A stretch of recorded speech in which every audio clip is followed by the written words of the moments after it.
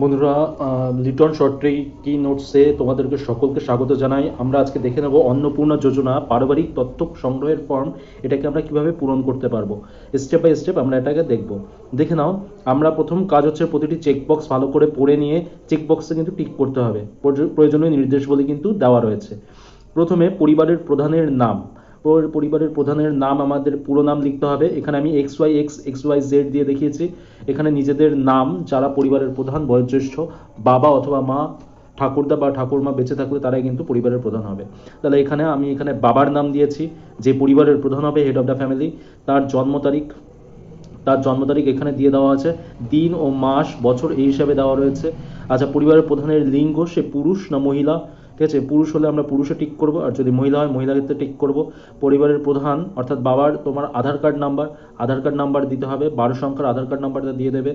Digital ration কার্ডের পারিবারিক ID যদি থাকে, হ্যাঁ বর্তমানে ডিজিটাল আইডির পারিবারিক রেশন কার্ডের আইডি রয়েছে ফ্যামিলি আইডি হিসাবে, সেই আইডিটা দেবে। মোটামুটি 10টা নাম্বারের রয়েছে, সেই সংখ্যাটা দিয়ে দেবে। পরিবারের মোট সদস্য সংখ্যা, যদি 3 জনের ফ্যামিলি হয়, যেহেতু এখানে 3 জনের ফ্যামিলি, তাই আমি 3 জনের ফ্যামিলি অ্যাড করেছি। যাদের 5 জন বা 6 জন, 5 জনের বেশি কিন্তু হবে না, মোটামুটি 5 জনের মধ্যেই থাকতে হবে সদস্য সংখ্যা, তারা কিন্তু অ্যাড করতে পারবে। আচ্ছা, হেড অফ দ্য ফ্যামিলির স্থায়ী ঠিকানা। আচ্ছা, প্রথমে গ্রাম, post office, police station, district, জেলা, ঠিক আছে, আর পিন নাম্বার কিন্তু দিয়ে দিতে হবে। তাহলে পূর্ণ ঠিকানা কিন্তু এখানে টাইপ করতে হবে বা লিখতে হবে। আচ্ছা, যোগাযোগ, যে হেড অফ দ্য ফ্যামিলি আছে তার ফোন নাম্বারটা দিয়ে দেবে এখানে। আর নাম, জন্ম তারিখ, এগুলো কিন্তু আমাদের দেখাতে হবে হেড অফ দ্য ফ্যামিলির সঙ্গে। আচ্ছা, পরিবারের প্রধানের নাম কিন্তু এখানে দিয়ে দিতে হবে। আচ্ছা, অন্নপূর্ণা যোজনার জন্য আবেদন করা হচ্ছে, তাহলে হেড অফ দ্য ফ্যামিলি কিন্তু এখানে আবেদন করছে না, করছেন তার স্ত্রী। যে সদস্য সংখ্যা 1 নম্বর রয়েছে, দেখুন সদস্য নম্বর 1, এখানে দিয়েছি একটা ডেমো হিসাবে রয়। তার জন্ম তারিখ দেওয়া রয়েছে, তার লিঙ্গ ফিমেল, এবং সে পরিবারের হেড অফ দ্য ফ্যামিলির সঙ্গে কী সম্পর্ক রয়েছে, ওয়াইফ, স্ত্রী সম্পর্কে রয়েছে। আচ্ছা, এনার নামেই কিন্তু আবেদনপত্র গ্রহণ হচ্ছে, যে অন্নপূর্ণা যোজনার তথ্য আবেদন করা হচ্ছে কার নামে, এনার নামে। ঠিক আছে, সদস্য সংখ্যা 2 নাম্বার, দেখো 2 নম্বর সদস্যতে ছেলে আসছে, এখানে ছেলের নাম অ্যাড করতে হবে, বা মেয়ে থাকলে মেয়ের নামও অ্যাড করতে পারে। ছেলের নাম হবে এখানে, ছেলের জন্ম তারিখ, ছেলে মেয়ে মেয়ে ছেলে হলে এর জন্য মেল দিয়েছি, আর যদি মেয়ে হতো ফিমেল করতাম এটাকে। ঠিক আছে, নেক্সট, পরিবারের প্রধানের সঙ্গে সম্পর্ক কি, এখানে সন, পুত্র সম্পর্ক, তাই এখানে সন দেওয়া হয়েছে। তার আধার নাম্বার দেওয়া হয়েছে, 12 সংখ্যার আধার নাম্বার দিয়ে দিতে হবে। সদস্য, এখানে 3 জনের ফ্যামিলির সদস্য সংখ্যা ছিল বলে এখানে 3 জনের ফ্যামিলি অ্যাড করা হয়েছে, এগুলো কিন্তু আমাদের কাজে লাগছে না। যাদের 5 জনের সদস্য রয়েছে তারা এগুলো অ্যাড করবেন, 3 নম্বর সদস্য, 4 নম্বর সদস্য, 5 নম্বর সদস্য। আচ্ছা, এইবার এখানে সবার ব্যাংক অ্যাকাউন্টগুলো যোগ করতে হবে, যাদের পরিবারের প্রধান এবং পরিবারের বাকি সকল সদস্যদের ব্যাংক অ্যাকাউন্ট যোগ করতে হবে। দেখুন, হেড অফ দ্য ফ্যামিলির ব্যাংক নাম কি ছিল, ব্যাংক অফ বরোদা, তো সেখানকার অ্যাকাউন্ট নাম্বার আর সেখানকার আইএফএসসি কোড দিয়ে দিতে হবে। সদস্য 1 অর্থাৎ তার স্ত্রী, এখানে এসবিআই অ্যাকাউন্ট রয়েছে, তার অ্যাকাউন্ট নাম্বার দিয়ে দিতে হবে, আর তার আইএফএসসি কোডও লাগবে এখানে মায়ের। আচ্ছা, সদস্য সংখ্যা 2 হচ্ছে ছেলের রয়েছে, এসবিআইয়ের অ্যাকাউন্ট রয়েছে, এসবিআইয়ের অ্যাকাউন্ট নাম্বার দিতে হবে, তার আইএফএসসি কোড দিয়ে দিতে হবে। আর মেয়েদের যদি থাকে তাহলে সেই অ্যাকাউন্ট নাম্বার যোগ করতে হবে, সঙ্গে আইএফএসসি কোডও কিন্তু দিয়ে দিতে হবে, আর ব্যাংকের নাম। এইভাবে 5 জন সদস্যটা করবে, যাদের 5 জনের ফ্যামিলি রয়েছে। এর পরবর্তীতে আমরা দেখব হেড অফ দ্য ফ্যামিলির এপিক নাম্বার কিন্তু লাগবে, এপিক নাম্বার দিয়ে দেবে ভোটার আই কার্ড, যেটা এখনকার লিস্টের সঙ্গে একই হতে হবে। বিধানসভা ক্ষেত্র অংশ নাম্বার, যেটা বিধানসভা যে আন্ডারে রয়েছে, বারাসাত বা দেগঙ্গা বা যে বিধানসভা হবে সেটা আই কার্ড দেখে লিখে নেবে। আচ্ছা, সদস্য নম্বর 1 মানে তার স্ত্রীর এপিক নাম্বার দিয়ে দিতে হবে, বিধানসভার ক্ষেত্রে একই হবে। সদস্য সংখ্যা 2, ছেলের আই কার্ড নাম্বার দিতে হবে, আর সেখানকার বিধানসভা ক্ষেত্র যেটা আছে একই, বারাসাত হবে। আচ্ছা, তোমাদের যদি জাতি শংসাপত্র যদি থাকে, যদি জেনারেল হয় তাহলে অসংরক্ষিত বা ইউআরে টিক করতে হবে। এসটি হলে এসটিতে টিক করব, এখানে এই পরিবার এসসি, তাই তারা এসটিতে টিক করেছে। রেশন কার্ডের ডিজিটাল রেশন কার্ড যদি পেয়ে থাকেন তাহলে হ্যাঁতে টিক করুন, যদি না থাকে তাহলে নাতে টিক করবেন। যদি হ্যাঁ হয় তাহলে কী ধরনের রেশন কার্ড, সেটা RKSY 1 বা SPHH বা PHH, সেটা ক্যাটাগরি দেখে রেশন কার্ড দেখে এখানে টিক করতে হবে। পরিবারটি রেশন দোকান থেকে মাসিক রেশন তুলছে কি না, হ্যাঁ নিশ্চয়ই রেশন তুলছে, তাহলে হ্যাঁতে টিক করতে হবে। আচ্ছা, আপনাদের বাড়ির ধরন কেমন, যদি 3টে বা তার বেশি পাকা ঘর আছে কি না, এখানে যদি থাকে তাহলে হ্যাঁতে টিক করবেন, না থাকলে নাতে টিক করবেন। পরিবারের জমির মালিক কি নিজে, তাহলে হ্যাঁতে টিক করবেন, আর যদি না হয় তাহলে নাতে টিক করবেন।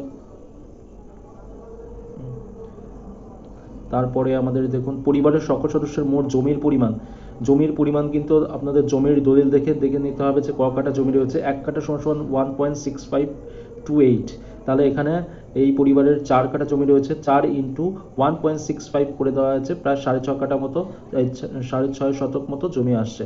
এটা তোমরা যাদের যে জমি রয়েছে সেটা ক্যালকুলেশন করে এভাবে বার করে নিতে হবে। যানবাহন, যদি কোনো 4 চাকা বা 3 চাকা বা 2 চাকা কোনো যানবাহন থেকে থাকে তাহলে রেজিস্ট্রেশন নাম্বার এখানে দিতে হবে। এই পরিবারের কোনো যানবাহন নেই, তার জন্য নাতে টিক করা হয়েছে। যদি থাকে রেজিস্ট্রেশন নাম্বারটা লিখতে হবে, আর এখানে কি গাড়ি রয়েছে সেটা লিখতে হবে। পরিবার ভিত্তিক সদস্যের স্বাস্থ্য বীমা, যদি কারোর স্বাস্থ্য বীমা বা এলআইসি থেকে থাকে তাহলে সেখানে হ্যাঁতে টিক করতে হবে, আর কত প্রিমিয়াম দেওয়া হয় সেটা অ্যামাউন্ট লিখতে হবে। সেটা সরকারি বা বেসরকারি যে কোনো বীমা হতে পারে। এখানে এই পরিবার কোনো এলআইসি বা কোনো স্বাস্থ্য বীমা নেই, তারা সেই জন্য নাতে টিক করা হয়েছে। তাহলে সবগুলোই এখানে কিন্তু যদি কারোর নামে থাকে সেগুলোতে টিক করতে হবে। আয় বা পেশা, কোনো সদস্য কি আয়কর বা পেশাগত কর প্রদান করে? যেহেতু এই পরিবারটা পেশাগত কোনো আয় নেই, তাই কারণে কিন্তু এখানে প্যান কার্ড লাগছে না, তারা নাতে টিক করা হয়েছে। ঠিক আছে, যাদের আয়কর দেয় যারা, তারা কিন্তু হ্যাঁতে টিক করবেন। পরিবারের সদস্য সংখ্যার প্যান কার্ড, যদি এখানে হ্যাঁ হয় তাহলে আমাদের প্যান কার্ডটা লাগবে, এখানে যেহেতু না সেই জন্য প্যান কার্ড লাগেনি। যাদের আয়কর দেন তারা কিন্তু প্যান কার্ড নাম্বার এখানে দিয়ে দেবেন সবাই। কর্মসংস্থানের ধরন, আচ্ছা এই পরিবারটা কি ধরনের কর্মসংস্থান করে? অসংগঠিত ক্ষেত্রে স্বনিযুক্ত, মানে যারা আসলে কর্মী, কৃষক, শিল্পী, ঠিক আছে, রাজমিস্ত্রি, তারা কিন্তু এই ক্যাটাগরির মধ্যে পড়বে, তারা সবাই এইটাতে টিক করবেন। আর যারা বাইরে কাজ করেন তারা পরিযায়ী শ্রমিকে টিক করবেন, আর যারা কিছুই করেন তারা বেকার টিক করবেন। আচ্ছা সদস্য সংখ্যা 1, এটা কি হচ্ছে, সাধারণত ইনি ঘরেই থাকেন, হোম মেকার, তাই তিনি বেকার হিসাবেই বিবেচিত হচ্ছেন, তাহলে তার জন্য আমরা কিন্তু এখানে বেকারে টিক করেছি। সদস্য সংখ্যা 2, ইনিও কিন্তু যেহেতু ছেলে, সেও কিন্তু বর্তমানে পড়াশোনা করে এখনো বেকার রয়েছে, তার জন্য কিন্তু আমরা এখানে বেকারে টিক করেছি। নেক্সট আমরা দেখুন পরের ক্যাটাগরি, পারিবারিক শিক্ষিত প্রাপ্তবয়স্কের সদস্য সংখ্যা। যেহেতু এই পরিবারটা 3 জনের ফ্যামিলি, একজন শিক্ষিত অর্থাৎ ছেলে শিক্ষিত, বাকি 2 জন কিন্তু অশিক্ষিত, বাবা মা এখানে অশিক্ষিত, তাই জন্য কিন্তু আপনাদের যে ফ্যামিলির যতজন মেম্বার রয়েছে সেই হিসাবে কিন্তু যতজন শিক্ষিত হলে শিক্ষিত করে ততজন লিখবেন, আর অশিক্ষিত যারা হবে তাদের সংখ্যা ক্যালকুলেট করে লিখবেন। পরিবারের প্রধান, সে কি অশিক্ষিত, তাই এখানে অশিক্ষিত টিক করা, যদি শিক্ষিত হয় আপনাদের শিক্ষিত টিক করতে হবে। সদস্য সংখ্যা 1, মানে যে স্ত্রী, সেও কিন্তু অশিক্ষিত, তাই আমরা এখানে অশিক্ষিত টিক করেছি। যারা শিক্ষিত হবে তারা শিক্ষিতে টিক করবে। সদস্য সংখ্যা 2, ইনি শিক্ষিত অর্থাৎ ছেলে শিক্ষিত, তার সর্বোচ্চ শিক্ষাগত যোগ্যতা কি? গ্র্যাজুয়েশন, তাহলে ইনি কিন্তু গ্র্যাজুয়েট ছেলে, কিন্তু এখনো বেকার রয়েছেন। নেক্সট, কোনো সদস্য কি কোনো সাংবিধানিক পদ বা মন্ত্রী বা সাংসদ হয়েছেন? তাহলে এই পরিবারে কেউ এরকম মন্ত্রী বা সাংসদ হননি, তাই তা নাতে টিক করা হয়েছে। যদি কেউ হয় তাহলে হ্যাঁতে টিক করবেন। কোনো সদস্য কি সরকারি পেনশনভোগী? না, এই কোনো সরকারি পেনশন পায় না, তাই নাতে টিক করা হয়েছে। কোনো সদস্য জিএসটির অধীনে নিবন্ধন, যারা সরকারি কাজ করে বা জিএসটি কোনো দোকান রয়েছে তারা কিন্তু জিএসটির অধীনে নিবন্ধিত থাকে, এই পরিবার জিএসটি অনুবন্ধিত নয়। পরিবারের মোট বার্ষিক আয়, সাধারণত এই পরিবারটা কোনো দিন বার্ষিক আয়, মাসিক আয় 6,000 করে ধরা হয়েছে, তাই 72,000 বার্ষিক আয় বেরিয়েছে। আপনাদের মোটামুটি 80 থেকে 1 লাখের মধ্যেই রাখবেন, তাহলে কিন্তু এই যোজনায় পাওয়া যাওয়া সম্ভব হবে, যোজনার নাম। আচ্ছা, এরপরে আমরা দেখব যারা সিএতে অ্যাপ্লাই করেছেন, পরিবারের প্রধান কিনা? না, এই পরিবারে কোনো সিএতে অ্যাপ্লাই করেননি, তাই এটা প্রযোজ্য নয়। যারা আবেদন করেছেন তারা আবেদন নাম্বার আর ইস্যু করা হয়েছে সার্টিফিকেট নাম্বারটা লিখে দেবেন এখানে। সদস্য সংখ্যা, ইনিও কিন্তু বর্তমানে তাদের ভোটার লিস্টে নাম রয়েছে, অর্থাৎ এটা প্রযোজ্য হবে না তাদের ক্ষেত্রে, তাহলে এখানে কোনোটাই কিন্তু যাদের নাম কাটা গেছে তাদের ক্ষেত্রে এগুলো লাগবে, আর যাদের নাম রয়েছে তাদের কিছুই লাগবে না, এখানে সব প্রযোজ্য নয় করে দেবেন। নেক্সট আমরা কি দেখব, অন্যান্য কিষাণ কার্ড বা ক্রেডিট কার্ড, শিল্পীর ক্রেডিট কার্ড, মৎস্যজীবী ক্রেডিট কার্ড, এই সমস্ত কার্ড রয়েছে কিনা পরিবার প্রধান। এখানে কারোর কার্ড এরকম কার্ড নেই, তাই এখানে কিছু করা হয়নি। যাদের কার্ড রয়েছে তাদের এখানে নাম্বার, আইডি সংখ্যা, কবে ইস্যু করা হয়েছে সেগুলো পেয়ে যাবেন, সেই কার্ডের মধ্যে লেখা থাকবে। নেক্সট, যদি এসআইআর 2026-এ বাদ পড়ে তাহলে মামলাটি যদি ট্রাইব্যুনালে বিচারাধীন কিনা? না, এখানেও কিন্তু ট্রাইব্যুনালে বিচার্য নয়, এটা প্রযোজ্য হবে না, কারণ এনারা এই 2026 ভোটার লিস্টে ছিল, আপডেটেড ভোটার লিস্টে, তাহলে এক্ষেত্রে প্রযোজ্য হবে না এই জিনিসটা। নেক্সট দেখো, সবার ক্ষেত্রে কিন্তু প্রযোজ্য নয়, কারণ সবার ভোটার লিস্টে কিন্তু নাম ছিল।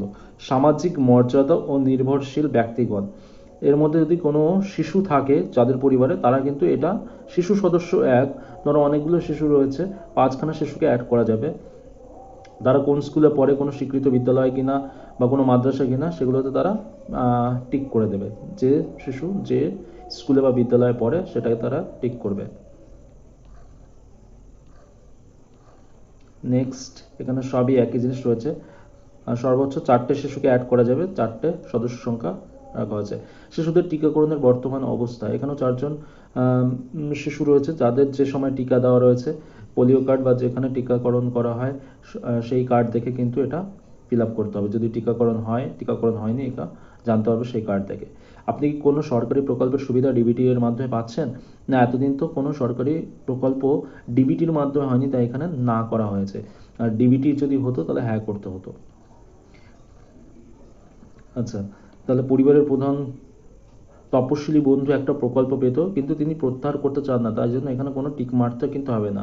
যদি আপনি টিক মেরে দেন তাহলে কিন্তু আপনি এটা থেকে বাদ পড়ে গেলেন। তাহলে সবগুলোতে না করতে হবে। এখানে লক্ষ্মীর ভাণ্ডার পেত স্ত্রী, এখানে কিন্তু কোনোটাতে টিক করবেন না, তাহলে কিন্তু সেটা বন্ধ হয়ে যাবে। যুবসাথী, ছেলে পেত যুবসাথী, সেখানেও কিন্তু প্রত্যাহার করা হবে না, তাহলে কোনোটায় হ্যাঁ টিক করবেন না। নেক্সট, দেখুন সব কিছু যাচাই হয়ে যাওয়ার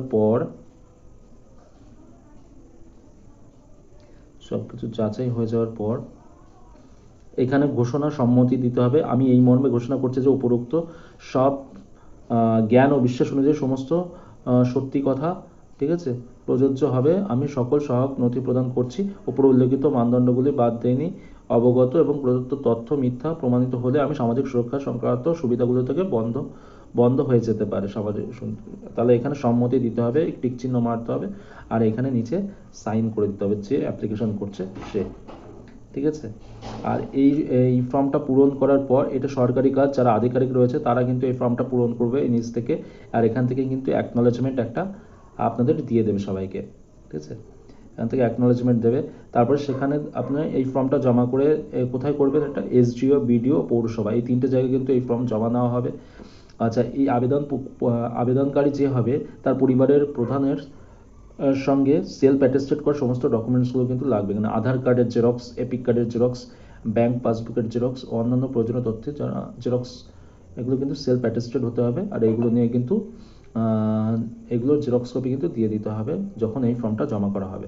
ভিডিওটি ভালো লাগলে অবশ্যই কিন্তু সাবস্ক্রাইব করবেন, আর বেল আইকন বাজিয়ে চ্যানেলটি পাশে থাকবেন। ধন্যবাদ।